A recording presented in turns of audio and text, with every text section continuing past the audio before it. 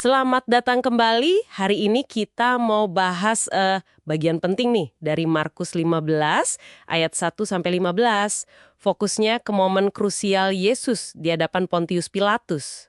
Betul. Kita coba bongkar ya, dinamika kuasa, terus motivasi-motivasi tersembunyi, sampai keputusan sulit yang, wah, diambil pagi itu. Iya, dan ada ironi yang kuat banget di sini kan. Pilatus itu kayaknya tahu loh Yesus nggak salah, tapi kok ya nyerah gitu aja sama tekanan massa. Nah, sumber analisis Anda ini kayaknya menarik buat dibedah bareng. Sip, kita mulai aja. Oke, kita mulai dari adegan pengadilannya dulu ya. Jadi pagi-pagi banget nih, para pemimpin agama Yahudi, ada imam kepala, tua-tua, ahli Taurat. Pokoknya seluruh mahkamah agama, mereka bawa Yesus yang udah terikat ke Pilatus. Wakil Roma ya, Pilatus ini. Pasti suasananya tegang banget itu. Pasti, terus Pilatus langsung tanya kan, "Engkaukah raja orang Yahudi?" gitu. Jawaban Yesus gimana? Nah, jawaban Yesus ini singkat tapi dalam. Engkau sendiri mengatakannya. Udah gitu aja. Terus setelah itu, kan dituduh macam-macam tuh sama para imam. Justru itu, Yesus diam aja. Nggak nanggepin tuduhan-tuduhan itu. Ayat 5 bilang, ini bikin Pilatus heran gitu. Kok bisa orang ini diam aja padahal dituduh berat? Menarik ya keheningan Yesus itu. Banget. Keheningan itu malah kayak menyoroti betapa ributnya tuduhan di sekitarnya. Nah dari sini kita masuk ke pilihan dan tekanan yang dihadapi Pilatus nih. Oke, gimana tuh? Kan ada tradisi Paskah ya, biasa bebasin satu tahanan, pilihan rakyat. Ah iya betul. Nah muncul deh nama Barabas. Dia ini kan dicatat sebagai pemberontak dan pembunuh juga. Waduh, kontras ya. Kontras banget. Dan ini poin penting dari sumber Anda. Di ayat 10 itu jelas banget. Pilatus tahu. Dia tahu kalau para imam itu nyerahin Yesus cuma karena, ya, dengki, iri hati. Dengki, kok bisa tekanan massa jadi efektif banget sih? Apa sumber Anda nyinggung soal kelemahan Pilatus gitu? Sumbernya nggak detail soal psikologi Pilatus ya, tapi implikasinya kuat. Para imam kepala ini nggak diam aja. Mereka menghasut massa. Wah, dihasut ya? Ya, analisis Anda kan menekankan peran massa yang digerakkan ini. Massa didorong buat minta Barabas yang dibebasin. Jadi tekanannya itu nyata banget.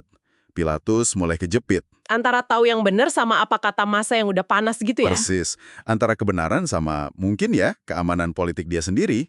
Posisi yang sulit. Dan akhirnya tekanan itu memuncak ya. Pilatus nanya lagi kan, terus orang yang kamu sebut raja orang Yahudi ini mau diapain? Nah, jawaban massa ini, wah, serempak dan brutal. Salibkan dia. Gila, padahal Pilatus masih coba nanya kan, emang salahnya apa gitu? Iya, dia masih coba. Tapi massa udah keburu panas, malah makin keras teriaknya. Sampai akhirnya, ya di ayat 15 itu, kalimat kuncinya jelas banget. Pilatus ngambil keputusan untuk memuaskan hati orang banyak. Aduh, bukan demi keadilan ya jadinya. Sama sekali bukan. Barabas si pembunuh, bebas. Yesus, yang Pilatus sendiri akui nggak nemu salahnya, malah disesah terus diserahin buat disalib. Bener-bener keputusan karena tekanan. Tragis banget. Terus makna dibaliknya gimana menurut sumber Anda? Nah, ini yang menarik. Sumber Anda melihat ini sebagai gambaran ketidakadilan yang telanjang. Yesus diadili, otoritas yang jelas-jelas dipengaruhi kedengkian, itu para pemimpin agama, dan kompromi politik, itu Pilatus. Analisis Anda menyebut ini cerminan kerapuhan moral manusia. Dalam teologi Reformed, ada istilah total depravity. Itu pandangan soal kecenderungan manusia yang mendalam ke dosa. Lebih mentingin diri sendiri, bahkan saat tahu mana yang benar. Pilatus jadi simbol klasik orang kayak gitu. Tahu yang benar tapi pilih kompromi ya, demi aman? Kira-kira begitu. Tapi kalau kita lihat lebih luas lagi, perspektif teologis di sumber Anda ini ngelihat peristiwa ini lebih dari sekedar tragedi manusia biasa. Maksudnya gimana tuh? Penyaliban ini, meskipun kelihatannya kekalahan, ya, tapi diimani sebagai bagian dari rencana penebusan Allah. Jadi, ini menggenapi nubuat di Perjanjian Lama. Contohnya kayak di Yesaya 53. Ada kehendak ilahi di balik keputusan manusia yang salah ini.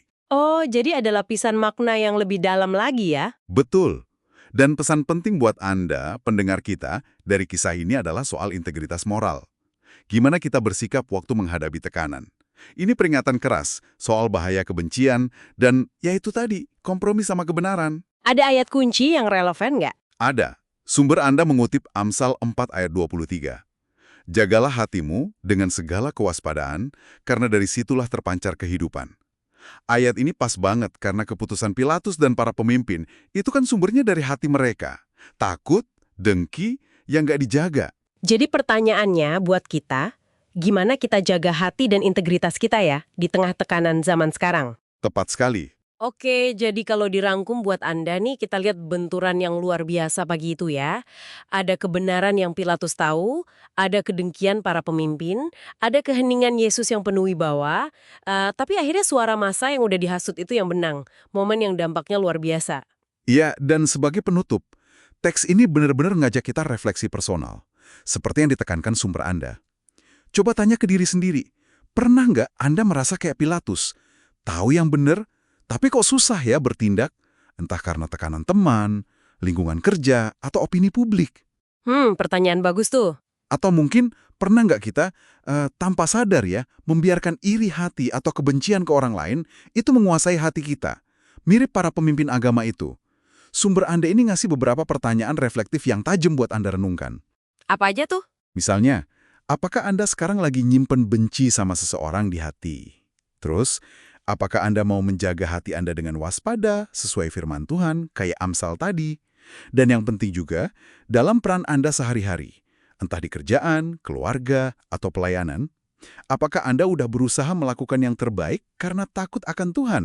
Atau cuma sekedar pengen nyenengin orang lain aja? Wah, dalam banget itu. Jadi tantangan ya untuk hidup berintegritas di dunia yang ya makin kompleks ini. Betul sekali.